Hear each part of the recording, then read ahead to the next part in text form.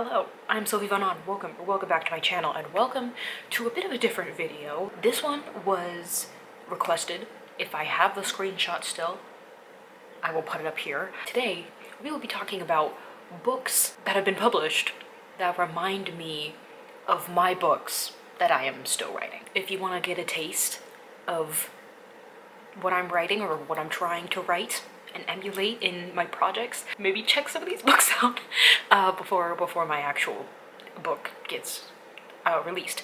I say that like there's a release date. There's not. But if you want to know kind of what my books are like or about, maybe check these out. See if you like the vibe. See if you'll like my books someday in the very distant future. I don't know how long this video is going to be because, not to toot my own horn, of course, but I don't think my books are very similar, at least to books that I've read. Are they out there in the world somewhere? Maybe. But I feel like my books evolve past the zero draft. Once we get past the zero draft, I feel like they evolve into something so different to everything I've read, because that's like my goal. I don't want to write something someone's already written, that it gets veered so far off the original path from the stuff I had like referenced and looked at for like inspiration. By the time I'm on the first draft, after the zero draft, it's gone so far beyond the stuff I pulled from that it has become its own thing. And it's probably nowhere near what I pulled inspiration from anymore. Just how I work. That's how it goes. Of course, if you hear, don't worry about that. If you hear me talking about books, my books and stuff on here, I'll give little spiels, of course, because I can't stop myself. But if you hear anything on here and you know of a book that could be very similar, please let me know. I'd love to check it out. Anyways, let's begin. So, of course, we must start with Project What, queen of the channel. She is the moment, frankly. I'm sure many people here already know a lot about Project What because I bombard my videos with context for Project What. But let's see, in a nutshell, Project What takes place on a world that has been devastated by a nuclear war. It is pretty much completely toast, except for this one man-made island in the Pacific Ocean that most of the survivors of this war have gravitated to live on. The war was about a century ago by the time we're in the book, so they're very rooted in this island now. It's very much a community, a civilization. It's not just like some refuge, but it's about this religious group, this cult, mayhaps, because it is a very new, developed religious group at the time of the war. They're developed during the conflict, and they have not existed on the island for at least 50 years. No one has heard a thing from this group. In 50 years, the main characters barely even know who they are because they didn't experience them on the island. But what the characters do know about this group is that they were extremely violent on this island. They had a very specific vision for the island, and when it could not be realized, and when people resisted because they were like, we don't want to live in your freaky cult utopia, they lashed out. They went a little crazy, which ultimately gets them disbanded and they disappear for 50 years. But that is what is known about this group. And suddenly, in the time of this book, the group returns. The group returns violently, spectacularly, and nobody knows what is happening. Nobody knows why they're back. Nobody knows what their plans are now. And my main character ends up getting somewhat obsessed with this group and trying to figure out the mystery around it. She doesn't know who they are, even really before the start of this book. She has vague ideas from like stories that have been told, but like 50 years, who's really gonna talk about it, you know? And as her life becomes sort of guided almost by this group, she begins to become obsessed with understanding them and knowing what they're doing and trying to figure out what they're gonna do next. It's great. and I love Project What. I think that's the best way to describe it. There's 3 main characters. There's some more stuff that happens. I don't want to get too into it, but yes, mysterious cult that comes back after 50 years. Everyone thought they were gone. They come back with a bang, and we're trying to figure out where they went, if they ever even disappeared in the first place, what they're doing, why they're back, all of the above, everything. We're just, why? What, why, and how? That is Project What. Honestly, Project What? Kind of an accurate project name now that I think about it. I did not pick it because it's like, oh my god, what is happening? But now I feel like it kind of fits. Wow, it all comes together. But that is what Project What is about, okay? Sorry. Maybe this video will be extremely long because I can't shut up about my projects, but that is what it's about. Now is your space to go in the comments and tell me if you know any books that might sound similar. I don't know any books that sound similar to that. I mean, you take pieces of it, as I will with the books that I think are somewhat similar, but like as a whole, I don't have any books in my possession that I've read before that are similar to Project What. And again, this is because as the book is being written and revised and rewritten and blah blah blah blah blah, it's taken on so many new shapes that what I have now, draft 3, is not very close to what I had in draft 1. It's not even close to what I had in draft 2, because draft 2, once I had written that, was when I really just swiped everything off the table, drama style, and started new. Let's get into the books that I think are similar. Possibly from my own experience of what I have read. Yay. So, actually, we're gonna start with a book I haven't read, or a trilogy I haven't read, called the Silo Trilogy by Hugh Howey. I'm looking at my script. The Silo Trilogy by Hugh Howey. I have not read it. My mom has read it. My sister has read it. A lot of people I know are watching the show currently being made on Apple TV, and I have been told that Silo, that universe, is quite similar to Project What's in the sense that the world has been destroyed around them and the characters need to find safety in a man-made structure. In Silo's case, it's silos. In my case, it's an island in the middle of the ocean. That's about all I know about Silo. I apologize, but I have been told that they are quite similar in vibe, probably. But as the series develops, Project What develops, because what I told you is book 1, but as it develops, I think the story takes on a bit of a Southern Reach trilogy vibe. Is that what these are even called? Area X trilogy? These books.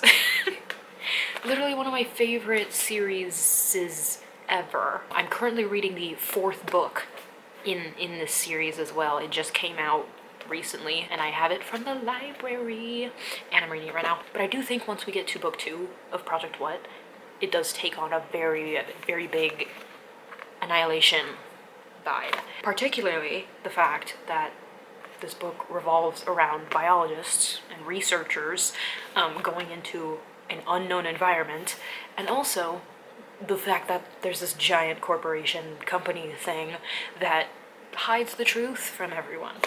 You gotta love it. And also in book 2, Project Moss, the insane stuff that they see in Annihilation in Area X, I feel like that vibe kind of carries into Project Moss a lot, because in Project Moss, one of my other main characters, not the one I just discussed in Project What, but a different one, ends up leaving the island and going on a research trip into the world that they left behind 100 years ago that has been evolving under nuclear radioactive influence. So the plants and everything have had complete freedom to take over everything humanity has made, pretty much.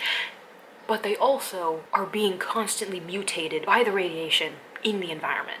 So they have freedom, but they also have this huge setback that their evolution is constantly being torn apart by radiation, by nuclear waste, and it leads to a very strange environment in the Project What world, on the Project What Earth. And I feel like the vibes are very similar to the environment that the characters in Annihilation end up in Area X. Also, just the prose and how this story is written is what I aspire to in Project What. In all my books, honestly, but specifically Project What, I would love for my writing to like kind of lean into this kind of vibe.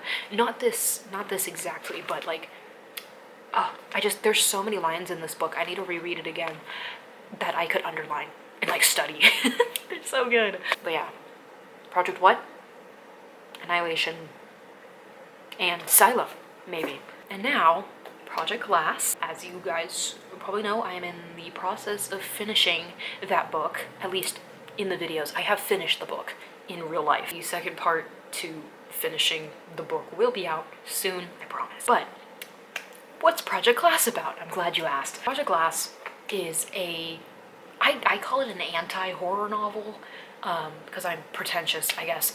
But I call it an anti-horror novel because there are these creatures, these monsters, that in the book they end up learning are infected humans. But there are these monsters in the woods that surround the town that Project Glass takes place in. They are infected townspeople haunting the town, basically. But the people in the story are trying to live as normal of lives as they can, pretty much. Throughout the book, you see people like going to restaurants still and going to school and like trying to keep that sense of normalcy, even though like, yeah, there are literally these like dead people being reanimated by a virus living in the trees behind your house. That's why it's kind of anti-horror.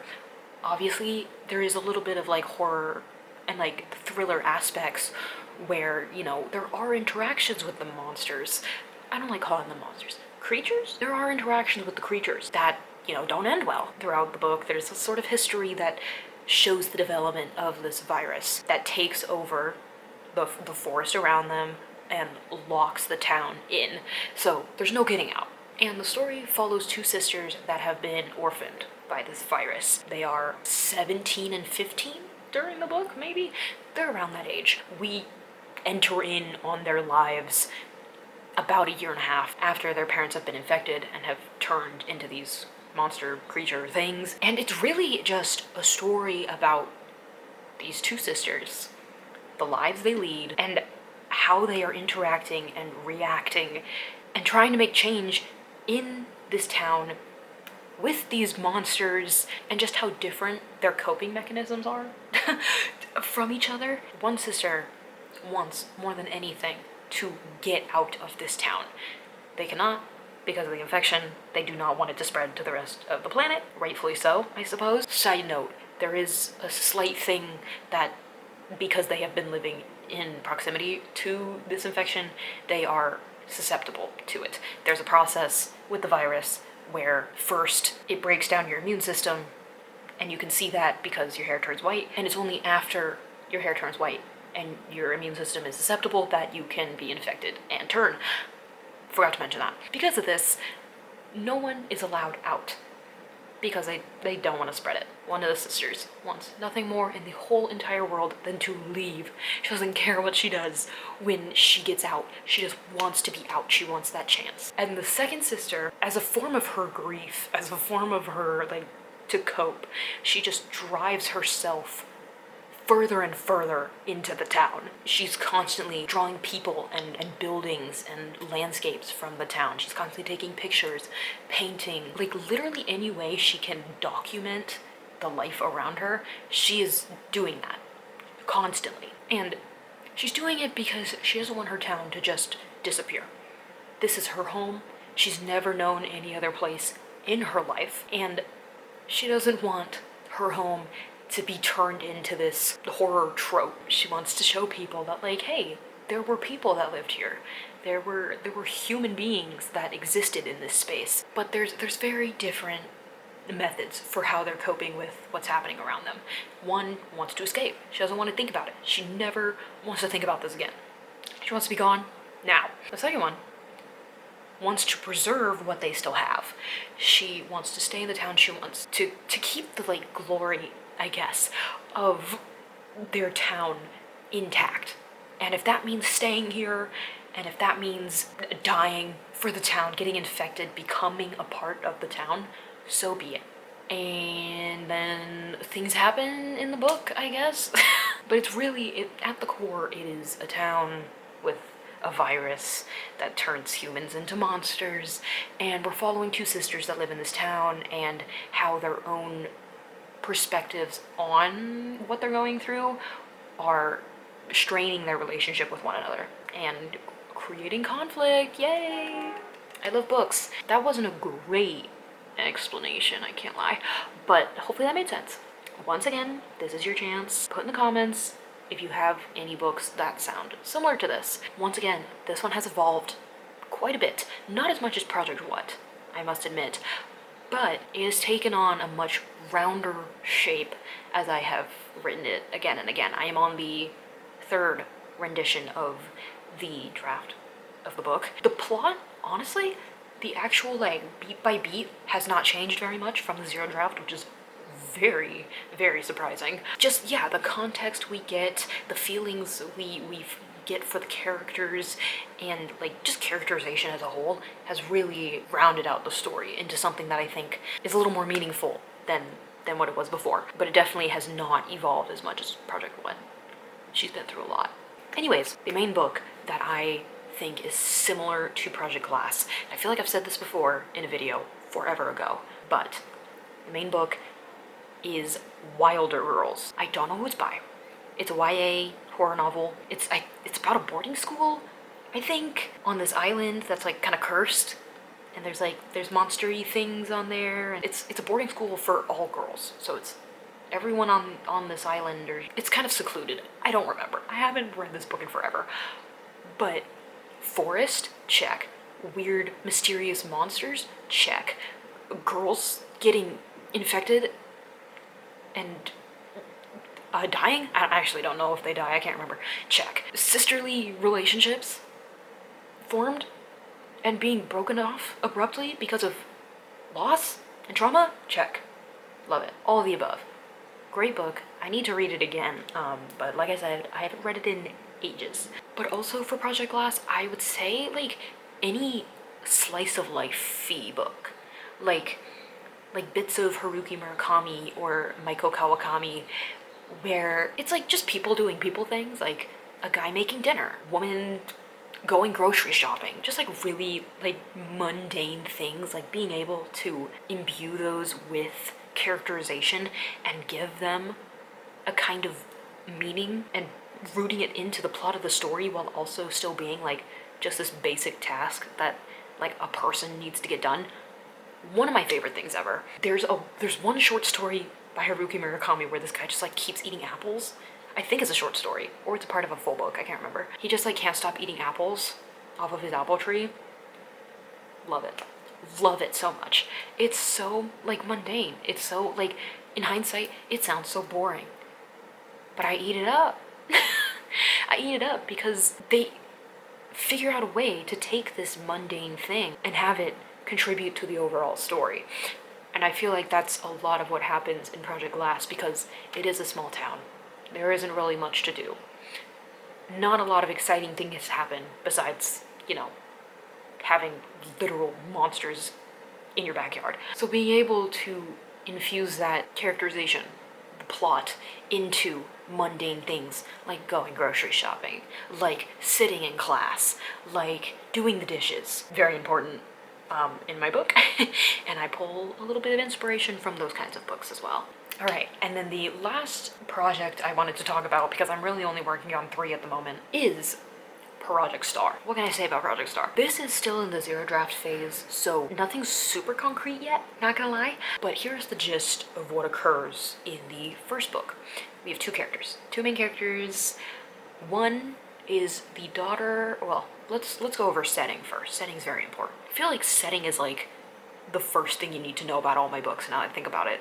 It's like, it takes place here, and now we can talk about everything else. So let's talk about that first. This takes place on a space station that has traveled many light years through the galaxy.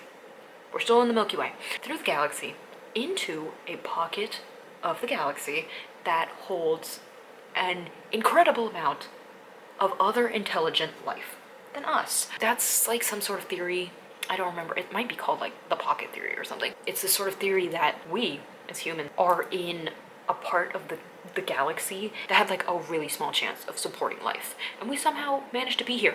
But there are other pockets of the galaxy where the ability to sustain life is a lot more common, and in these areas there could be a ton more civilizations on planets that could interact with one another, but because we're not in that pocket, we can't really communicate.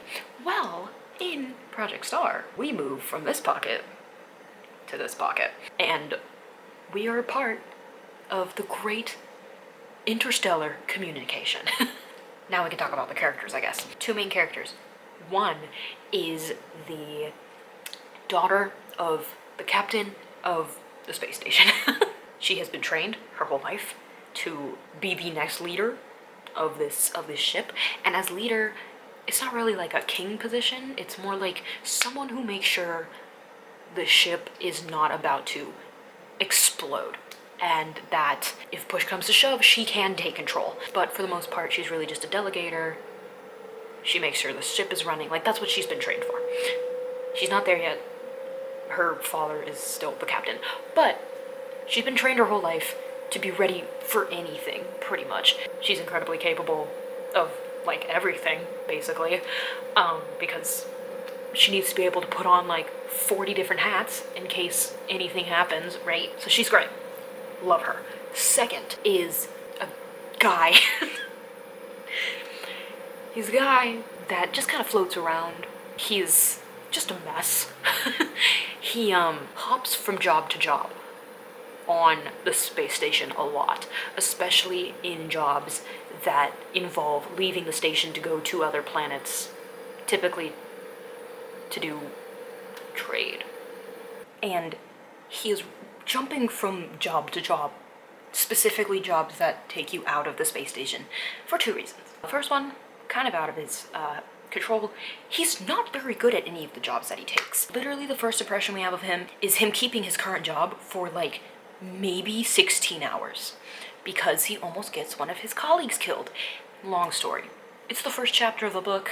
The second reason, one that he is controlling, is the fact that on this station there were, not anymore, but there were groups that would be sent out into the cosmos to try and find a planet for humans to live on, because I'm sure some of you guys know this, maybe? Project Star and Project What are in the same universe. They are the two very different outcomes of the war that takes place on Earth in the Project What universe. During the development of the war, there was a group of insanely rich people that realized that they were doomed on the planet, and they began building a very small space station at the time.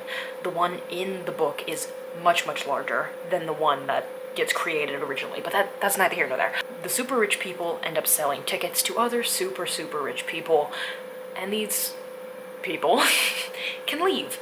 They leave Earth, and Project Star takes place thousands of years in the future of the war, so they're definitely not on the same timelines, my two projects, but they are branches of the same what-if scenario, I guess. So, humans are looking for another planet to inhabit. Once upon a time, there used to be groups that would go out, scope out these planets, start a colony, get things going so that more and more people from the station could join the colony on the planet, and soon they'd all be integrated. And they'd no longer have to be on the station, and they'd have a planet to go to. Yay! New home! And this character's father was the captain of one of these missions. There have been 16. My main character's father was the captain of the 17th. All of them have gone badly. None of them have been successful, and the 17th mission has been the last one to ever leave the space station. And my main character is holding on to hope that maybe his father is still out there somewhere, because unlike some of the other missions that have gone wrong, they had seen something get destroyed. They had seen a crash landing. They had heard reports of something going wrong. But for the 17th mission, it was lights out. There was just nothing. it just went dark one day and they never got word back, and the ship, the station, just assumes that, like all the other missions, the 17th was a failure as well. So in going out to these different planets, on these jobs to go pick up goods, whatever they might need on the ship, my main character is also trying to find evidence of where his father could have been. And he's trying to find clues because they don't disclose to the public where these planets are until it's successful, and they've never disclosed where the planets are because it's never been successful. So he's trying to find any clue as to where his father could be. So that's him. On the other side, my female main character, she is given this task. Only the higher up people know this, but the star that they are currently orbiting, the station is currently orbiting, getting its power from, etc., is beginning to get in the final stages of its degeneration. It had already been a rather old star, and it is slowly, relatively quickly, beginning to expand into a red giant, and that's not good. And they need to find a new star to orbit before they get swallowed by this one. Problem is, they need a single star, not a binary star, which it's very common for stars to be in pairs of two, and that's just asking for trouble. And two, they need a single star system that isn't already inhabited by other civilizations. They are running out of time, and they have to make negotiations with other civilizations to just find a star they can orbit until they find another system for themselves. And only one other civilization picks up their offer and offers to, like, start negotiations. And it is my main character's job to go to this planet that they will hopefully be in cahoots with and sort of begin the negotiations. This is a big test for her. She will have to be doing this in the future. She's starting now. Huge mission, huge goal. They send her on it. Uh-oh. The aliens? Everyone's technically an alien in this world. The aliens, I guess, have ulterior motives. Oh no! Oh no, who has seen this coming? They are an insanely powerful group, civilization. And they're, at this point, they are run basically on the power of controlling other less powerful civilizations, and they want to take humans under their wing too. Under their wing? Under the rule. Under their iron fist. Humans don't want that because when have we ever wanted that? Chaos ensues. That's about all I can say. The trilogy gets crazy. I love it so much. But that's what I can say now. Now, that was Project Star. Again, if you have books that are similar, please let me know. This one, kind of a weird concept, not gonna lie. For the longest time, there was no inciting incident to get my main characters to the planet of the aliens that end up trying to control them. It was really just, here's a mission, take it. And it wasn't until a little bit later into the writing of the first iteration of the first book that I figured out, like, okay, no, like, we need something solid here, like, for the characters to for the characters to work towards. And it's kind of a weird, like, mundane, strange, maybe inciting incident, where the star a space station is orbiting is beginning to expand and they don't want to get stuck in the crossfires. I don't know. But if you know of books that are of similar vibes, maybe to what I just talked about, I don't even know if what I talked about made sense, please let me know. What I think is similar is, one, Aurora Rising. I've only read the first book in like 2020. Oops. But I adored the first book. It's just the group of kids going on space adventures, doing space things, and there's a crazy reveal at the end about, like, what really controls the universe. It's crazy. It's insane. It was a fun read. I have the trilogy, I've just never read it. And it's a sci-fi. It's a sci-fi about kids in space doing space missions, okay? Like, that's literally Project Star. And I don't think I could have made this video without mentioning this book, because it's my favorite trilogy of all time. You already knew it was coming.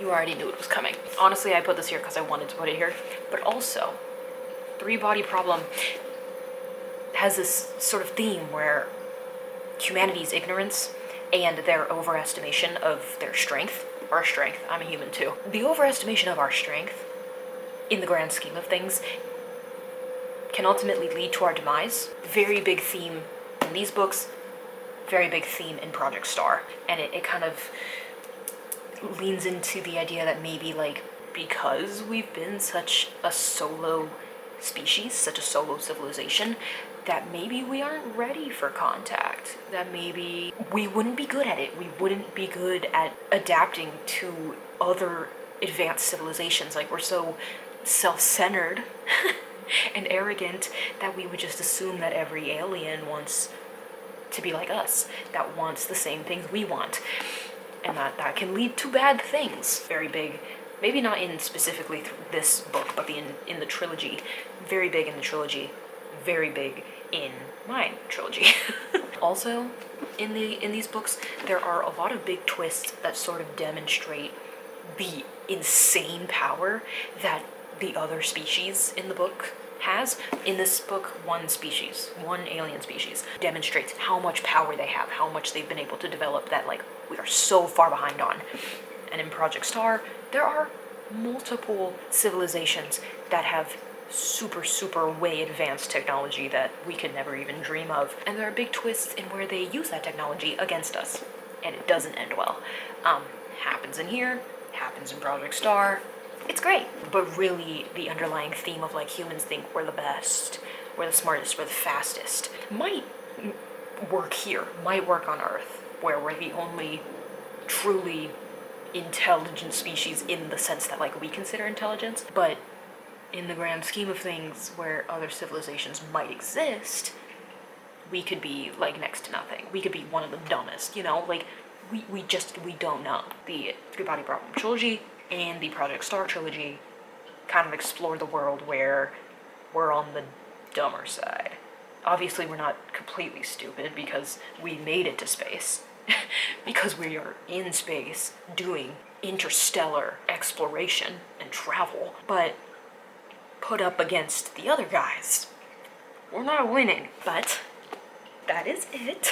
I got to talk about two of my favorite books and a couple others and rant about my projects. This is a great video. Loved it. Shout out to whomever recommended this video to me once again. Hopefully I found a screenshot. But that is it. Those are the three projects I am working on, and a couple books for each that might be similar, might have similar vibes if you're interested in checking those out. Once again, talked about my books here for like 30 minutes maybe, I don't even know. If you know of books that sound similar to what I talked about for my projects, please let me know. I'd love to, like, compare and contrast and see how maybe the same premise could be taken in different directions, or maybe we went in the same direction, I'm not sure, but please let me know. Also, let me know of any books that maybe you pulled inspiration from, that maybe your writing, like, closely resembles, maybe not closely, but, like, something you're trying to emulate in your writing. Anything and everything. Tell me how your day was. I don't care. Tell me whatever you want. But let me know everything in the comments. I hope to see you in the next one. Peace. Wow.